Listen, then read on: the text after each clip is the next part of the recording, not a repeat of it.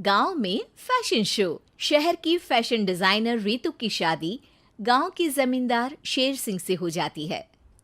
लेकिन शहरी कामकाजी रितु का गांव में मन नहीं लगता। क्या सासू माँ, ये गांव में तो कुछ नहीं है, मेरा दिल ही नहीं लगता यहाँ, क्या करूँ मैं। अरे बेटा, जहाँ पति का कारोबार बीवी तो वही अच्छी लगती है ना। अब हम लोग इतने पैसे वाले हैं कि गांव में मेरे बेटे लायक लड़की ही नहीं मिली। अरे माँ, मैं तो ये बोल रही हूँ कि क्या करूँ जिससे मेरा थोड़ा दिल लगे। अरे बेटा, मैं भी शहर की थी। यहाँ आकर मैंने गांव में स्कूल खोल लिया। बच्चों को पढ़ाती थी तो मन लग जाता था। तू भी कुछ देख ले जिससे गांव की बहू बेटियों का भला हो जाए और तेरे जमींदार ससुर जी का नाम भी हो जाए। रितु क्या करती, फैशन डिजाइनिंग वाले कपड़ों को गांव की औरतों पर कैसे ट्राई करती। लेकिन एक दिन, अरे क्या बात है डार्लिंग, बड़ी जल्दी उठ गई। और ये हाथ में फेविकॉल और कागज कहाँ जा रही हो? मैंने सोच लिया है कि मैं अपना फैशन बुटीक खोलूंगी। गांव की औरतों को सजा धजा कर फैशन शो करूंगी और यहाँ की औरतों को भी शहर के फैशन से वाकिफ करवाऊंगी। फैशन और यहाँ की औरतें, अरे इन लोगों को तो बस चूल्हा चौका आता है। खाली समय में एक दूसरे के सर से जुएं निकालती हैं या फिर अचार पापड़ बनाती है। इन लोगों के बस की नहीं है फैशन को समझना। लेकिन रितु मानती नहीं।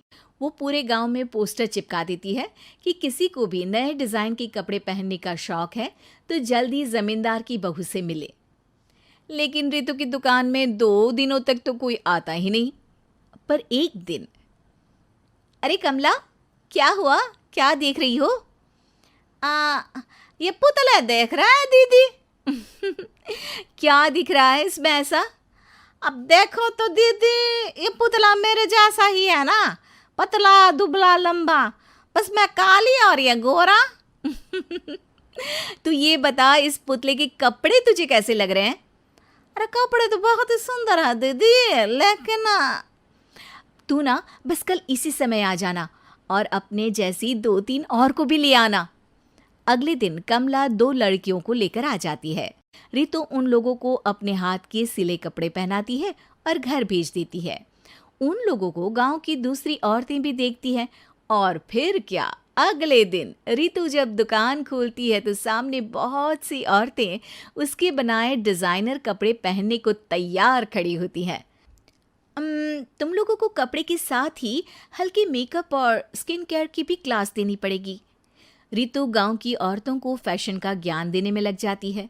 एक दिन रितु का पति कहता है, अरे रितु, तुम्हारी फोटो पेपर में आई है। क्यों भाई, ऐसा क्या कर दिया मैंने, क्या लिखा है? अरे लिखा है गांव में होगा अब फैशन वीक।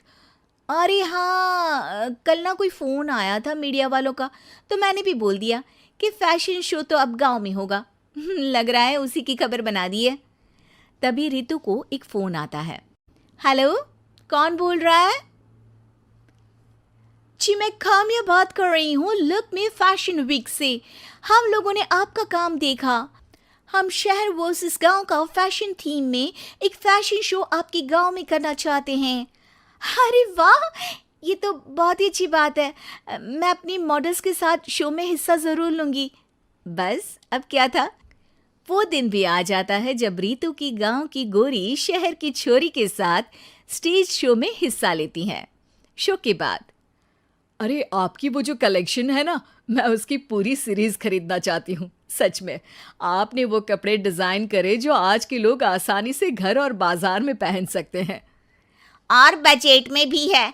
हम भारतीयों के लिए तो ये डिज़ाइन बेस्ट है जी। वैसे आपने क्या सोचकर ये कपड़े बनाए और आप इसे कितना आगे और लेकर जाना चाहती हैं? औरतें और फैशन एक दूसरे के पर्यायवाची है, तो ये किसने कहा कि गांव की औरतों को डिज़ाइनर कपड़े पहनने का हक नहीं? मेरा मानना है कि शौक सभी औरतों में होता है। ज़रूरत है तो बस उसे जगाने की, उनके हिसाब और बजट के कपड़ों की, जो मैंने बनाए और सबको पसंद भी आए।